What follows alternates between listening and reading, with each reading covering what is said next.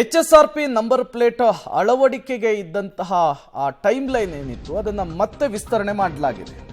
HSRP number plate ಗಡುವು ಮತ್ತೊಮ್ಮೆ ವಿಸ್ತರಣೆಯಾಗಿರುವಂತಹದ್ದು December 31ರವರೆಗೂ ಕೂಡ ಗಡುವನ್ನು ವಿಸ್ತರಿಸಿದೆ ರಾಜ್ಯ ಸರ್ಕಾರ.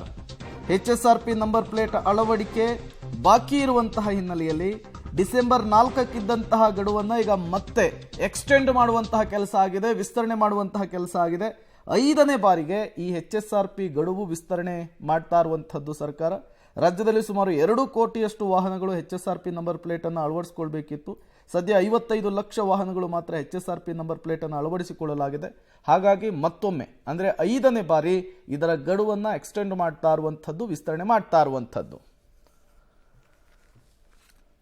HSRP ನಂಬರ್ ಪ್ಲೇಟ್ ಅಳವಡಿಸಿಕೊಳ್ಳಬೇಕು ಅನ್ನುವಂತಹ ವಿಚಾರಕ್ಕೆ ಸಂಬಂಧಪಟ್ಟಂತೆ ಈಗ ಮತ್ತೊಂದು ಸೂಚನೆ ಹೊರಬಂದಿರುವಂಥದ್ದು. ಡಿಸೆಂಬರ್ 4ಕ್ಕೆ ಇದ್ದಂತಹ ಗಡುವನ್ನು ಈಗ 31ರವರೆಗೂ ಕೂಡ ಎಕ್ಸ್ಟೆಂಡ್ ಮಾಡಲಾಗಿದೆ. 5ನೇ ಬಾರಿಗೆ ಈ ರೀತಿ ಗಡುವನ್ನು ವಿಸ್ತರಣೆ ಮಾಡ್ತಾ ಇರುವಂಥದ್ದು.